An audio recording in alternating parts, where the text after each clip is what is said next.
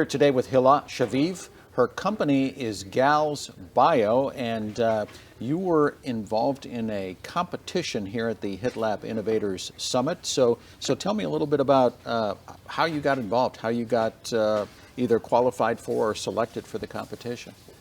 So I applied like any other application, and I think they said there were 522 submissions. Really?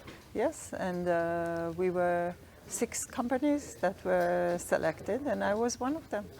Tell me a little bit about your product and how it works and who it's going to benefit.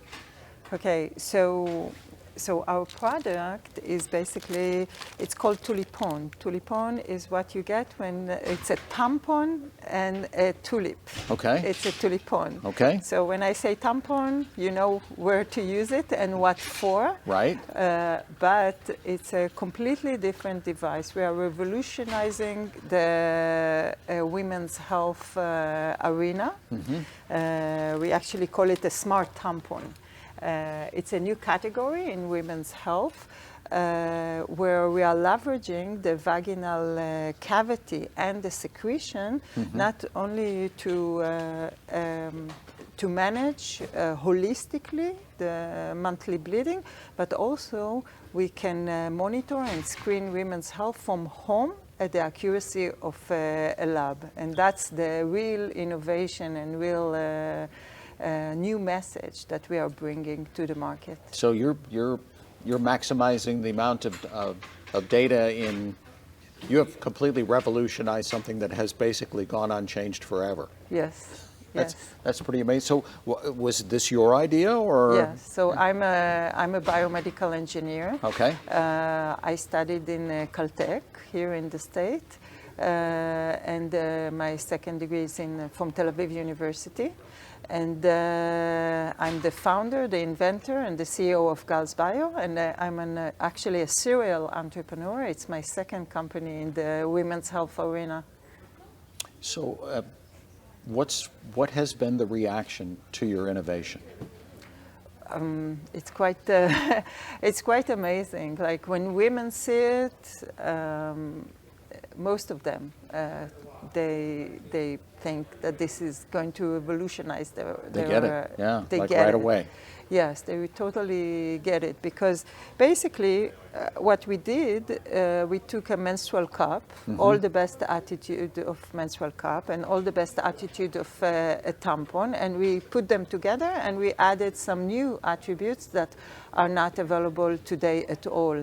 So it's like it's an evolution rather than revolution in one respect, but in the health part of it is a revolution. So I won't lie, it's been quite a struggle to raise funding and to get awareness, and like any other startup, we've been through COVID, and I'm coming from Israel, and now we're being through war, unfortunately, but so it's been quite a ride.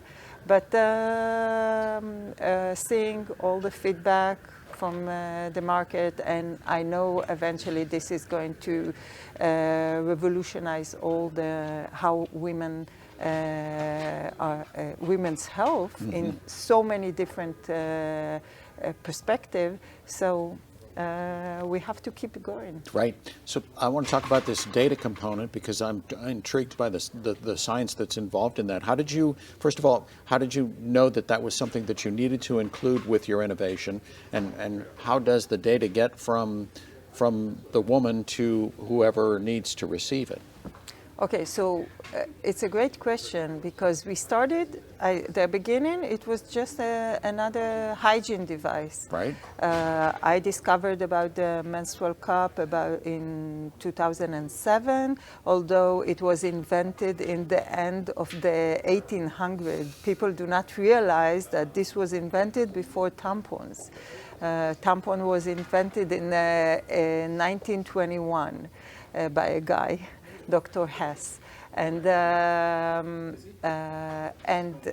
I discovered it because when I was working on my first startup, we used the menstrual cup to research the rheological parameters of menses. We were actually the first entity in the world to actually do that. There was no research about that prior to us.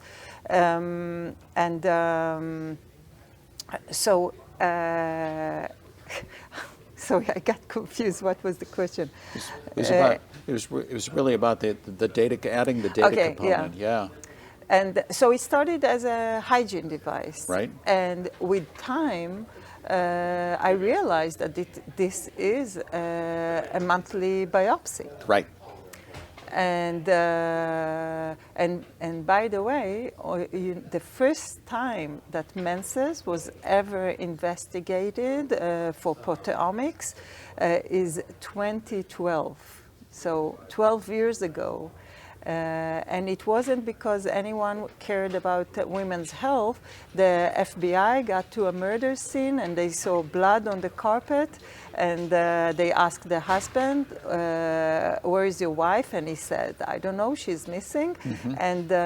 And so what is this blood? And he said, this is not blood, this is menses.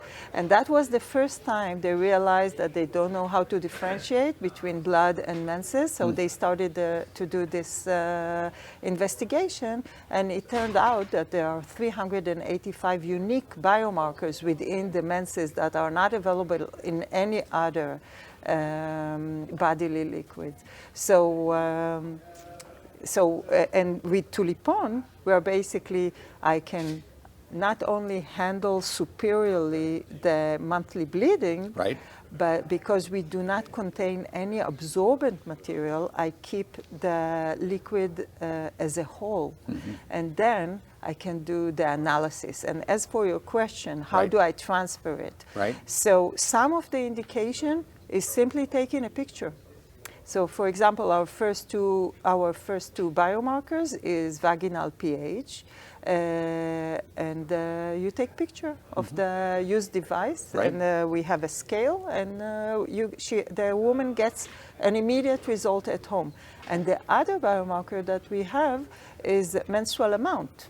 And this is something that was never used as a biomarker before, but apparently the first thing that changes with women's body, if something is wrong with her, let's say she has polyps, perimenopause, or maybe she's simply heavy menstrual bleeder, which means that she's lacking iron. She doesn't know, because we simply discard this. So with Tulipon, we are turning this relatively easy biomarker to a real marker that you can actually quantify, and you can go to your OBGYN and tell him, I used to have 40 ml, and last month, suddenly I have 80. This might mean that I have a beginning of something. Mm-hmm. And so further investigation is needed. Yeah. Some of the best innovations that we see at these summits over the years are the ones that come from personal experience, and clearly women's health is lagging behind. And so this is right in the wheelhouse of not just the HITLAB, but modern healthcare technology moving forward. I think you're onto something pretty special here. Thank you. All right. Thank you. Well, Hilla, best of luck moving forward, and come back and give us an update in future summits. Thank you.